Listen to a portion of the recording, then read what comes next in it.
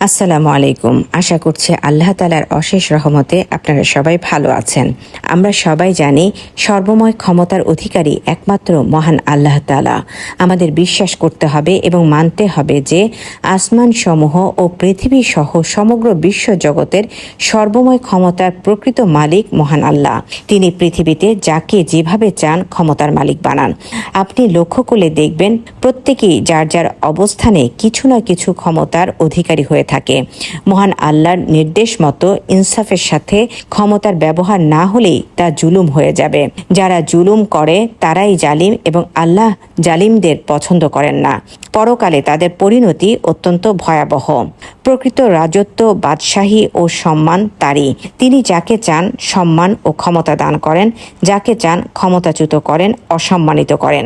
সূরা আল ইমরান আয়াত ২৬-এ আল্লাহ তাআলা বলেছেন, বলো হে আল্লাহ রাজত্বের মালিক, আপনি যাকে চান রাজত্ব দান করেন আর যার থেকে চান রাজত্ব কেড়ে নেন, এবং আপনি যাকে চান সম্মান দান করেন এবং আপনি যাকে চান অপমানিত করেন।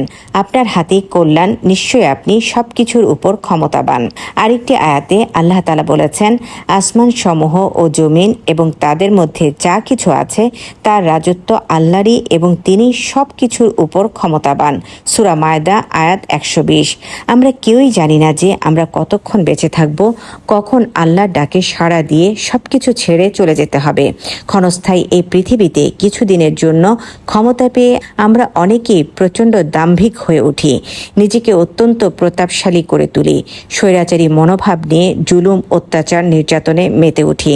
আমরা ভুলেই যাই যে আল্লাহ অনুগ্রহ করে আমাকে ক্ষমতা দান করেছেন। তিনি চাইলে তার ক্ষমতা ছিনিয়েও নিতে পারেন, যেটা আমরা সাম্প্রতিক অনেক ঘটনা থেকে দেখেছি। ক্ষমতা পেয়ে অতি মাত্রায় দাম্ভিক বা অহংকারী হয়ে উঠলে, সেই সাথে লোভ ও হিংসা যদি থাকে, তার উপর আল্লাহর আযাব বা গজব নেমে আসবে। তার পতন হবেই। ক্ষমতা পেয়ে লোভী, অহংকারী না হয়ে জনকল্যাণমুখী হতে হবে। ক্ষমতার পতন হওয়ার পর কেউ কেউ তার ভুল বুঝতে পারে যে আসলে তারা কতটা দুর্বল ও অক্ষম।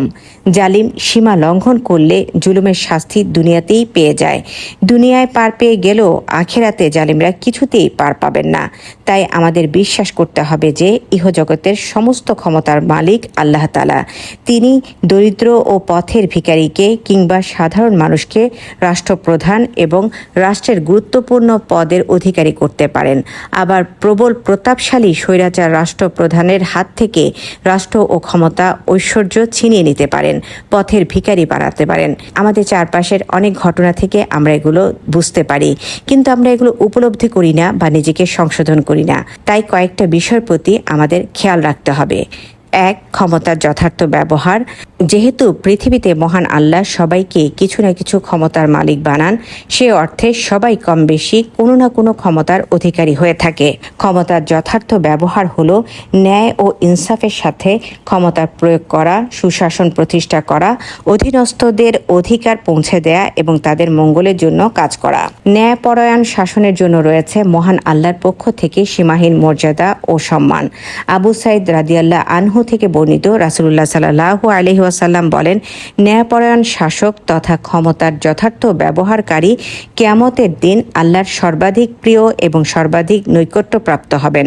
অত্যাচারী শাসক আল্লাহর কাছে সবচেয়ে বেশি ঘৃণিত ও সর্বাধিক শাস্তিপ্রাপ্ত হবেন এবং আল্লাহর দরবার থেকেও বহু দূরে অবস্থান করবে।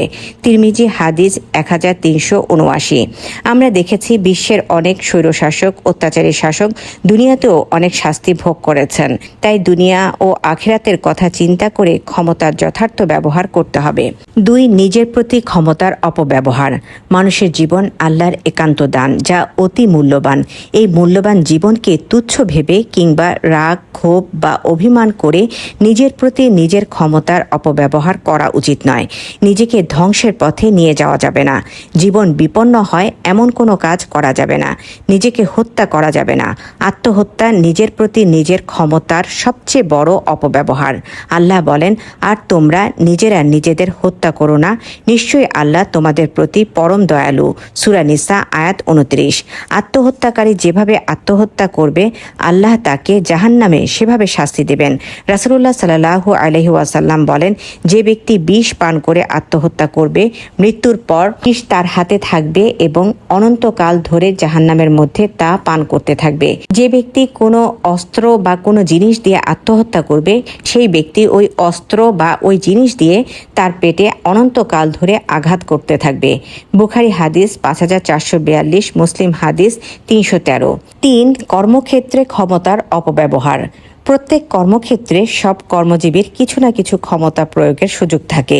এই সুযোগকে কাজে লাগিয়ে সাধারণ মানুষকে হয়রানি করা, ভয়ভীতি দেখিয়ে বা প্রভাব খাটিয়ে অন্যায়ভাবে স্বার্থ হাসিল করা ক্ষমতার সুস্পষ্ট অপব্যবহার।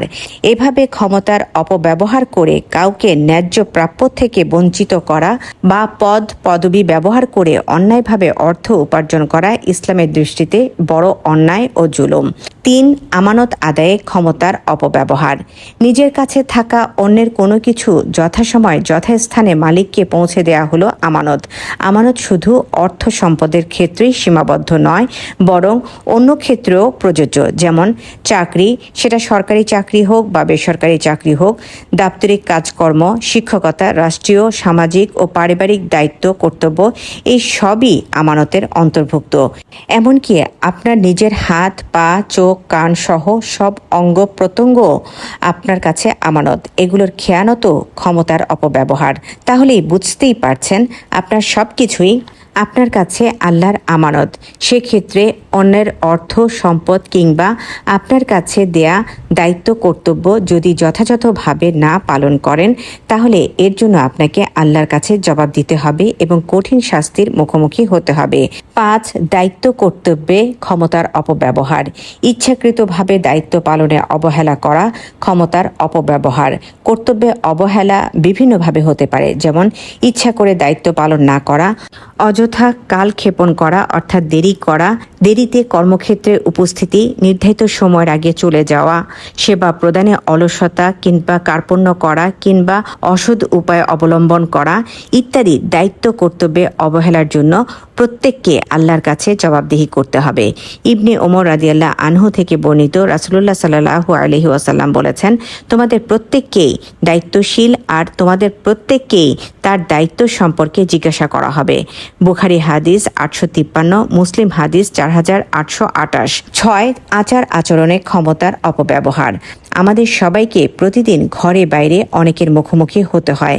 কাজের প্রয়োজনে আমাদের অন্যের কাছে যেতে হয় এবং আমাদের কাছেও অনেককে কাজের প্রয়োজনে আসতে হয়। সবার কাছে আসা, সবার সাথে উত্তম ও শোভনীয় আচরণ করতে হবে।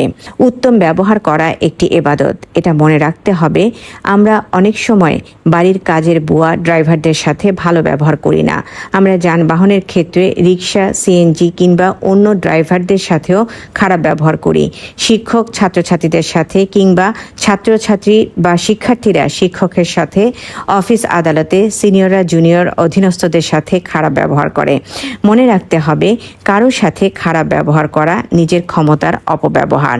আবু দারদা হতে বর্ণিত, রাসূলুল্লাহ সাল্লাল্লাহু আলাইহি ওয়াসাল্লাম বলেছেন, কিয়ামতের দিন কর্ম বিচারের পাল্লায় বান্দার সবচেয়ে ভারী ও মূল্যবান আমল হবে সুন্দর আচরণ।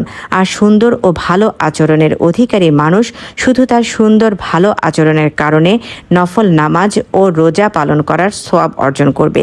তিরমিজি হাদিস 2003। সুতরাং আমাদের মনে রাখতে হবে, দুনিয়ার জীবন অত্যন্ত ক্ষণস্থায়ী।